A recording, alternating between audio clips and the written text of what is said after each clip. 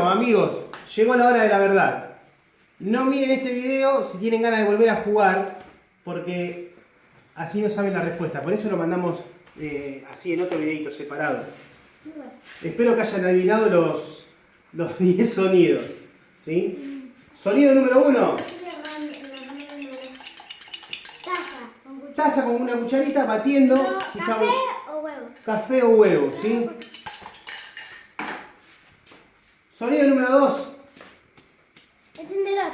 Encendedor. Quizás se vio un destello de otro video, Una llama. pero una llama. El tercer sonido Azúcar y sal.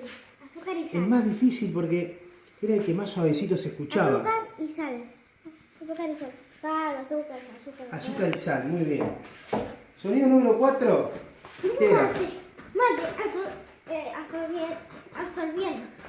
Sorbiendo un mate, ¿no? Sí, un mate. Cosas que encontramos en casa, ¿eh? El sonido número 5. Una... ¿Cuál fue, Camilo? Sí, sirviendo agua en un vaso, con una botella. El sonido de una botella o el sonido de servir agua. Me da el agua. El número 6. Fósforo. Una cajita de fósforo. Este se escuchaba muy muy fuerte. El número 7. Ray. Un aerosol cualquiera, en este caso Ray. El número 8. Acércate, por favor.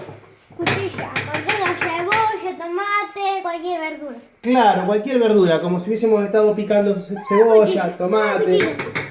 ¿Ves? Bien. El noveno. Canilla. Una canilla abierta. La canilla de la pileta de la cocina. Heladera.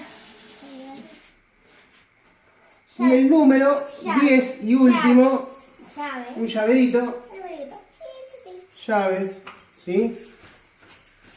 Bueno, amigos, espero que les haya gustado el juego, que se hayan divertido y espero verlos pronto.